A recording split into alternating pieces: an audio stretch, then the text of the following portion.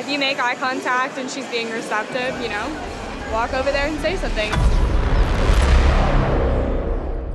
So when you handle rejection with playfulness, it puts people at ease and shows more mature. Right. You're always polite, even in the face of rejection, because you never know who you're going to meet again.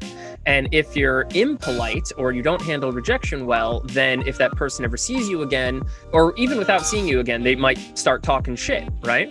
Like, oh, he can't handle rejection. He's got a huge ego. He was really mean to me. You know, I told him I had a boyfriend and he called me a bitch or something like that.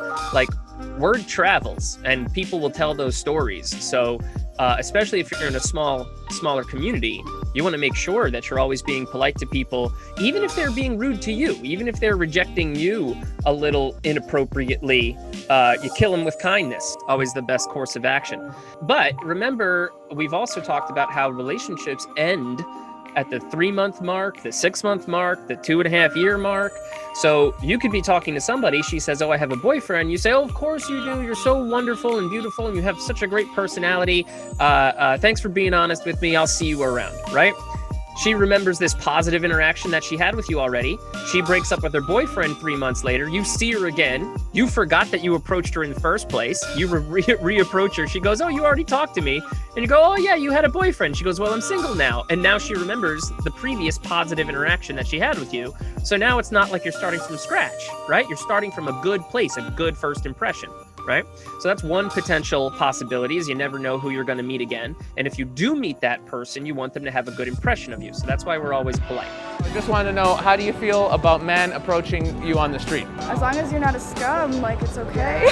Okay, Like, all right. It depends how, like, you're coming at us. Yeah. Like, you know, like, there's people who are disrespectful and there's people who are actually respectful, so yeah. Okay. We like the respectful men. Fine if they're not weirdos. Just be respectful, you know? If you make eye contact and she's being receptive, you know, walk over there and say something. Okay. Do you like young Scottish men? Do you like young Scottish men? You're cute though. Okay, and so, cut, I'm the new cameraman. So there it is, guys. Don't be creepy and go for it. And are you single? I am. I'm not asking for me, I'm asking for a cameraman. I think he's into you. How old are you? I'm 20. She's 20. He's 22, so it could work. Ben, this is the time to make the move. The interview's over, Ben, so you're gonna make the move, now's the time. Hey folks, my name's Coach Ben Campbell. That was me behind the camera there with Sasha. I'm Infinite Man's coach for Europe, and I also pull a lot of these clips from our community calls for our wonderful editor. As you probably saw there, I can be quite a flirty guy, and I take every opportunity I can to talk to a pretty girl.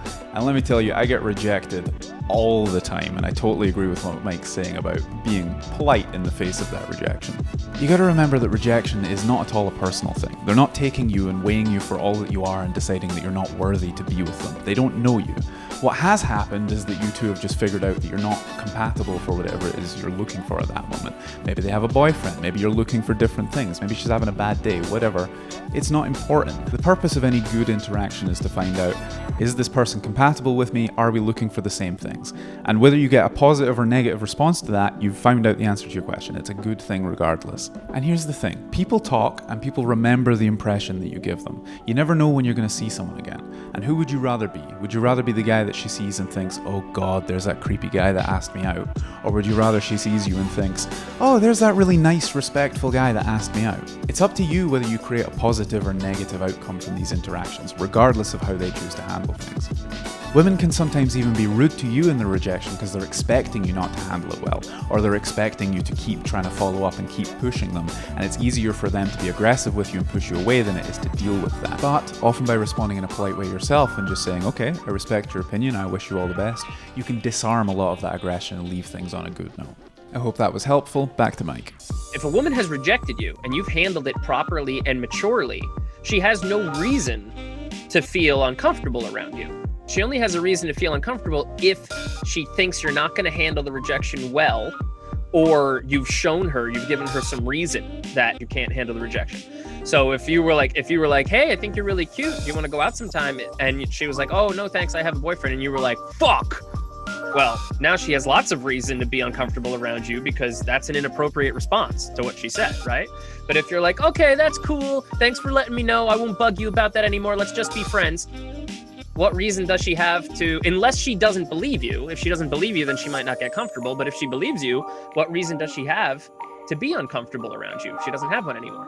Yeah, no reason. I remember you said you want to give her a way out, and if she takes it, she isn't interested, right? Right. That's the boyfriend question.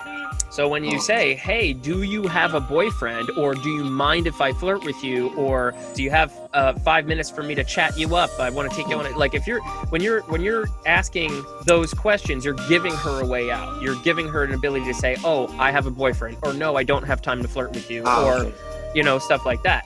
So if you give somebody the chance to leave and they don't take the chance to leave, and they're not a super shy, easily intimidated person, then you have some evidence that says they actually are enjoying talking to you. But if you don't do that, people can feel cornered. It's flattering sometimes, but you can feel really cornered, especially in service industry, because if you're working as like a waitress or if you're working at a counter, you can't get away from that situation. If somebody were to walk up to me like that, I kind of always like have my guard up, like, this person could do something bad to you, or they could be a genuine person, and just to be aware of that. Yeah, safety comes first, I think. And then, if I know I'm safe, I would allow the conversation to continue. Right? Like if you were walking somewhere and a coworker like jumps in front of you and just starts talking your ear off about something, you might feel like it would be rude to stop them, right? Rude to say, hey, I don't really have the time for this. So you might allow yourself to be late while this person told you their story because you're not trying to be rude, right? But if that same coworker pops out and goes, hey man, I got a story to tell you. Do you have 5 minutes? Well, because he asked you, you're going to feel a lot more confident saying, actually, I don't. Tell me the story later. Right? So this is the same thing. Hey, do you have 5 minutes for me to flirt with you? Hey, do you have a boyfriend? And oh, yeah, I do have 5 minutes. No, I don't have a boyfriend. Oh, great. She probably likes you. Wow. At least enough to talk to you. Good Cool. stuff. Yeah, thank you. You are A welcome. lot of clarification, a lot of good stuff. Thank you. You're welcome, man. I always love your questions. Always good questions. Just right off.